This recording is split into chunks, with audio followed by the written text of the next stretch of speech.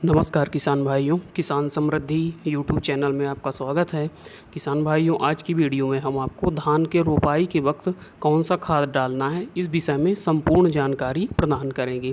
किसान भाइयों, धान की रोपाई के वक्त मुख्य रूप से जो है तो पौधों को शुरुआती अवस्था में सबसे ज़्यादा आवश्यकता फास्फोरस की पड़ती है तथा उसके बाद पोटास और नाइट्रोजन की। हमारे देश में 2-3 प्रकार की रोपाई के वक्त खादें डाली जाती हैं। बहुत से किसान भाई NPK 12-32-16 का प्रयोग करते हैं, तो कुछ किसान भाई DAP का प्रयोग करते हैं और फिर नाइट्रोजन कुछ मात्रा में और पोटास को अलग से देते हैं, और कुछ किसान भाई SSP का प्रयोग करते हैं।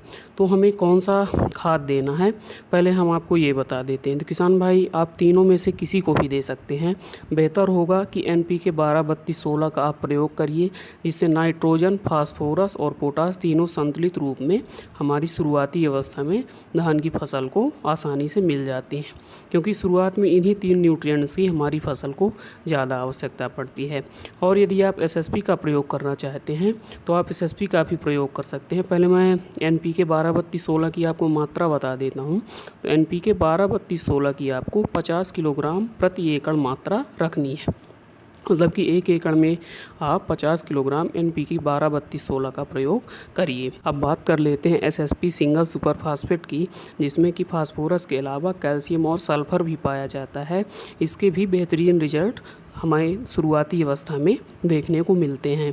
तो यदि आप SSP का प्रयोग करते हैं तो आप प्रति एकड़ 2 से 3 बैग इसको डाल सकते हैं।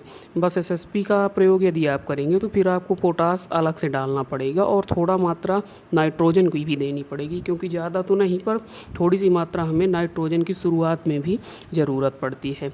और यदि आप DAP का प्रयोग करते हैं तो फिर आपको केवल पोटास बस अलग से देना है।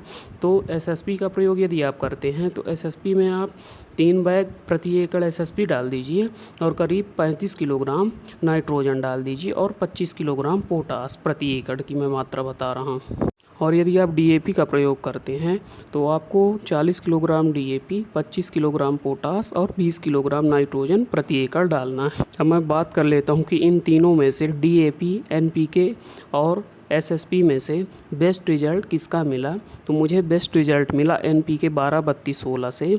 इसमें कि तीनों ही उर्वरक संतुलित मात्रा में हैं और अलग से कोई भी अन्य उर्वरक डालने की आवश्यकता नहीं पड़ती है।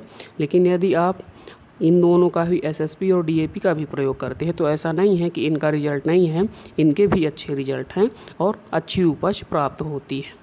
मेरे अनुभव की यदि बात की जाए तो मैं NPK 12-32-16 का ही प्रयोग करता हूं। मुझे अलग से कोई अन्य बोरियां भी नहीं ले जानी पड़ती हैं, केवल मैं 50 किलोग्राम NPK 12-32-16 प्रति एकड़ प्रयोग करता हूं। अब बात कर लेते हैं कि बढ़िया उत्पादन के लिए हमें इसके साथ में और क्या डालना है। तो जब आप शुरुआत अवस्था में खाद डालें तो उसके साथ ही आप माइक्रोराइजा, जो कि बैम फर्टिलाइज़र आता है, बहुत सारी कंपनियां बनाती हैं, तो आप किसी अच्छी कंपनी का माइक्रोराइजा डाल दीजिए। इससे क्या होगा कि यह माइक्रोराइजा जो है तो मिट्टी और पौधों की जड़ों के बीच में सहजीवी संबंध स्थापित करता है तथा जो व्यर्थ पड़े पोषक तत्व होते हैं उनको यह जड़ों तक पौधों को आसानी से पहुंचा देता है, जिससे पौधे उन्हें ग्रहण कर लेते हैं। विशेष करके यह फास्फोरस और पोटास के अवशोषण में पौधों की बहुत ज़्यादा सहायता करता है, जिससे शुरुआती अवस्था में ही हमारे पौधे मजबूत होते हैं तथा कल्लों का फुटाव बढ़िया होने लगता है और ग्रोथ भी अच्छी हो जाती है। तो रोपाई के वक्त शुरुआती अवस्था में मुख्य रूप से हमें सबसे ज़्यादा ज़रूरत पड़ती है फास्फोरस की, उसके बाद पोटास की और फिर थोड़ी मात्रा हमें नाइट्रोजन की चाहिए होती है। तो NPK 12-32-16 में ये तीनों ही संतुलित रूप में शुरुआती अवस्था में हमारी फसल को मिल जाते हैं। और माइक्रोराइजा डाल देने से इनका अवशोषण और ज़्यादा बढ़ जाता है और हमारी फसल शुरुआत से ही अच्छी ग्रोथ पा जाती है और कल्लों का फुटाव भी बढ़िया देखने को मिलता है।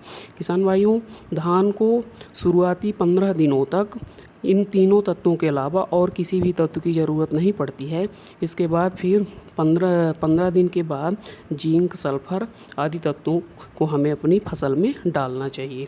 तो किसान भाइयों, यह थी हमारी जानकारी धान की रोपाई के वक्त हमें किस खाद का प्रयोग करना है।